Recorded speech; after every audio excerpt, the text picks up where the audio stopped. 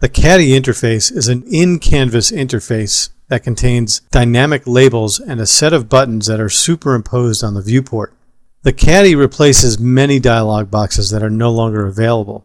The CAD interface is primarily used for editing editable poly objects to manipulate the settings for the editable poly tools. However, the CAD interface can be used in manipulate mode for editing soft selection parameters. Working with CADs is straightforward and intuitive. Click on the Application button, choose Open from the drop-down menu. In the Chapter 3 directory, you'll find the file named Chapter 3 CAD01.max. Select the file,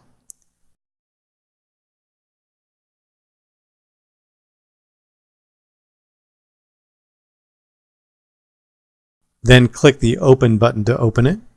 This opens a very simple house we're going to use to demonstrate some of the features of the CAD interface.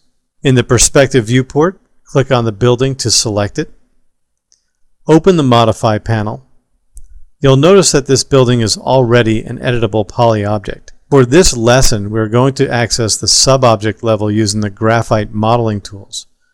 That way you can get a bit of a feel for how the graphite modeling tools work when editing polygon objects. On the Graphite Modeling ribbon, click on the Graphite Modeling Tools tab. Click on the Polygon sub-object and click off into space in the Perspective view to deselect any currently selected polygons. In the Perspective view, click on the polygon facing us on the side of the building. From the Graphite Modeling Tools ribbon, Polygon Selection, click the down arrow for the Inset Polygon option and select the Inset Settings option from the drop-down list. What you'll see in the Perspective viewport is the CAD interface for the Inset Polygon tool. If you want to move the CAD around to get it out of the way, click on the dark gray title box of the CAD and drag it around the viewport. This allows you to locate the CAD out of the way while you're working on the model. The CAD consists of a set of interface options that vary with each of the polygon editing tools. When you use a bevel, for instance, it will contain different parameter options than the inset we're now using. In order to change a value, you can click and drag on the horizontal spinners in the value box, or you can type in a value using the keyboard. Let's type in 1 foot and press return. Underneath the parameter entries are 3 options: a green check mark, a green plus, and a red X. The check mark will accept the current parameters entries and apply the tool and close the CAD interface. Go ahead and click on the check mark to accept the parameters and close the CAD.